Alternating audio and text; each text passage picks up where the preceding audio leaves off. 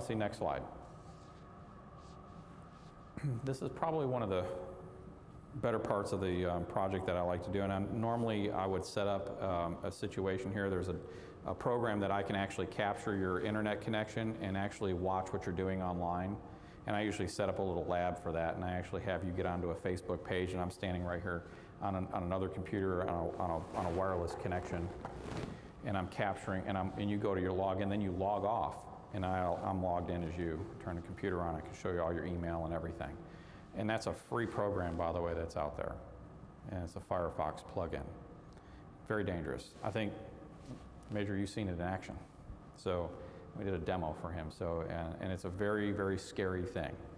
And a lot of it has to do is because you're on an unsecure wireless network. Now, how does this tie into child safety and our whole thing? Well, it ties in very, very tightly.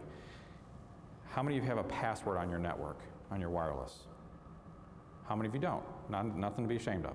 If you don't have a password on your wireless connection, you should get one there right away.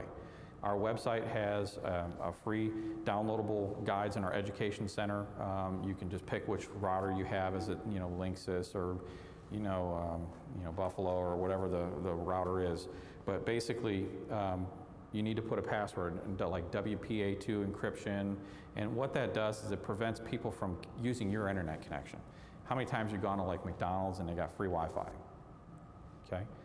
Hey, that's great if you need to catch up on the latest news. I would highly not recommend you use those free Wi-Fi's to log in your bank and do your banking. So you go on a Saturday morning, you got your nice cup of coffee there, and you got your breakfast, and you whip open your laptop and you pull out all your bills, and you're paying your bills right there at McDonald's. Probably not a smart thing to do.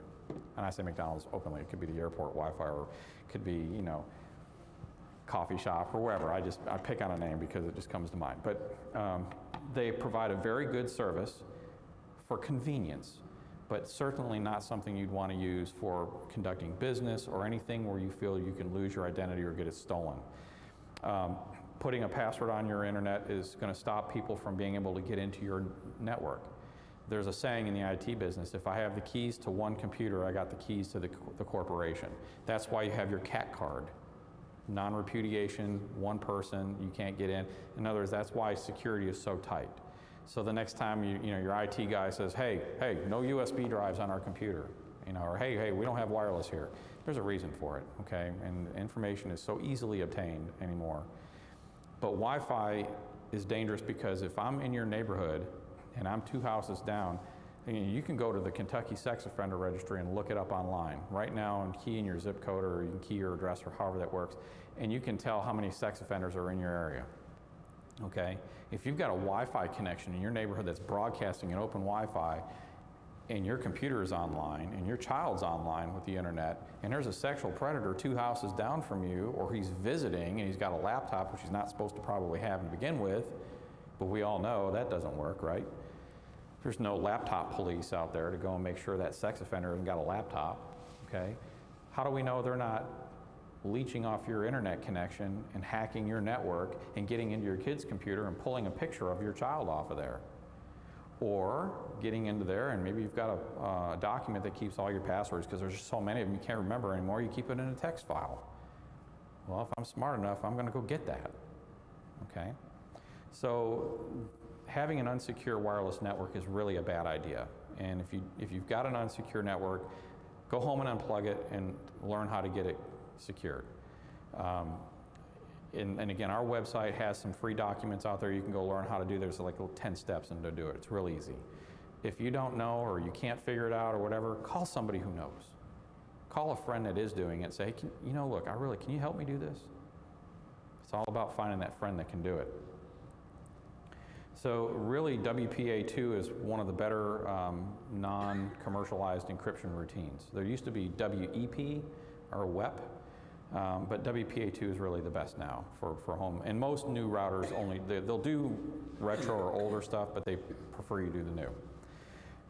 The MAC address, we talked about that in a little bit, but basically each one of these devices here, and this one, and my phone, all have a unique MAC address. And if you notice, there's a sticker on the back, and that's a MAC address. It's a unique number assigned to a network adapter in every computer device or any computerized device on the planet. Each one has a unique number. They can never be the same. And the reason for that is because if I have two of them that are the same and they come on the network, they'll conflict with each other. So each one is unique, all right? So you can tell these routers to say, not only do I want WPA2 encryption on my router, but I only want my router to accept connections from this computer and that one and that MAC address. But everything else, even if they got the WPA2 password, don't accept the connection from it. So you can even lock it down even further by just saying only allow these computers to get on that network. And that keeps people from wirelessly surfing around on your network at home, okay? I don't know if you know Mr. Laporte. He's the IT guy, the tech guy. This was aired. I'm not sure when this was actually aired. But it's really fun. It's just comical because this lady she just doesn't get it. She's leeching internet off from somebody and it's gone and she doesn't understand why. Let's go ahead and play this video. Jennifer's our next caller in Long Beach, California. Hi, Jennifer. Leo Laporte, the tech guy. Yes, hi. Am I on? You are on. Yes. Hi. For over a year and a half in my apartment, I was able to connect through wireless the Linksys. And that's disappeared now for about 3 weeks. So I bought the USB. I'm working on Vista Basic on an HP laptop. And so I bought the Linksys wireless extender with the N standard, and I'm finding it's not solved the problem at all. So you have, let me just, silly question, but I'm going to ask it anyway. You have a wireless access point to begin with. Well, it disappeared, so I'm trying to... But you own one, right? No. Okay. No, I'm a wireless thief. Okay. So you, okay. It wasn't such a dumb question. So if you want Wi-Fi, you have to contract with an internet service provider, Comcast. Well, I know that. What? Did you do that? I don't do that. No. You were using somebody else. Servers. You were using somebody else's Wi-Fi. Not uncommon. Not legal. For internet users. No. So this person probably caught on and turned it off. But it's not. No, it was a Linksys in my neighborhood. Yes, they probably did. Jennifer, it was a neighbor's wireless internet. They set it up and they didn't realize that they were broadcasting it publicly. Okay, well, for over a year and a half. They caught on, or they moved, or they turned it off, or they renamed it. You know what I tell everybody who has wireless internet, wireless access point is turn on something called WPA2 encryption. You will require a password. Then your neighbors will not see you. If you were a bad guy, you could have gotten on their network and you have access to all their systems. But I don't. I just. But there might be other people in the neighborhood who were. So in fact, you were at great risk as well using this Linksys. Firewall and my No.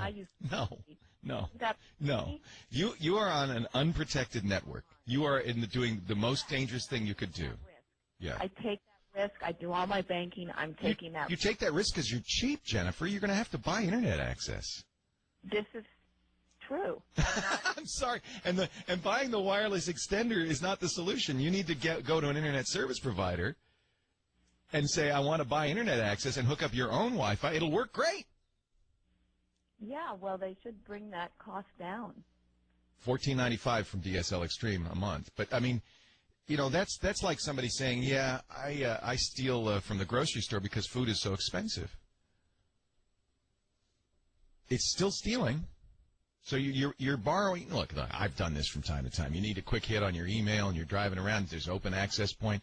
They're all named Linksys. When you see an access point named Linksys, it's kind of usually means the person who set it up was kind of clueless and just plugged it in and went. They didn't change the name, didn't do anything. It could also be, though, Jennifer, it really could be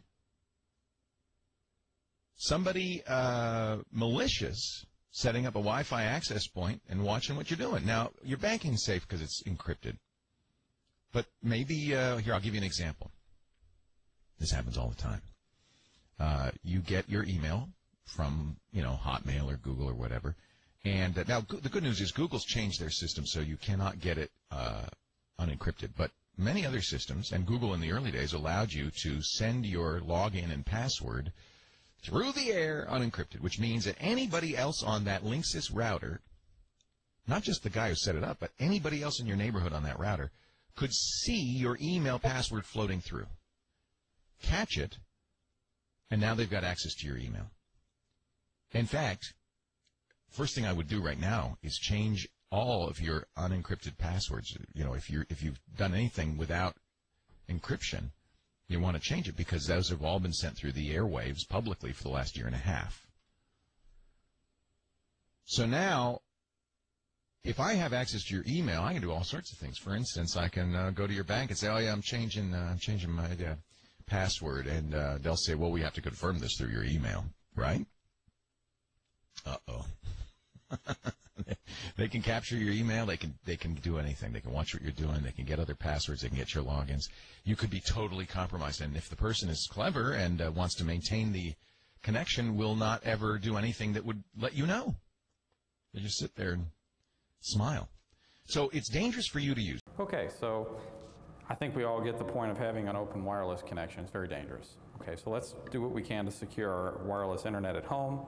And be a good steward. Do so. Be a good steward. If you see a free or wireless internet in your neighborhood and you know who that is, you know, just if you're out mowing the lawn and you happen to want to talk to your neighbor and, hey, you know, Bill, I've been meaning to tell you, you know, we've been kind of using your internet for the last year and a half. I'd like to thank you, but you really need to shut it off. So anyway, but you want to try to do that. Next slide.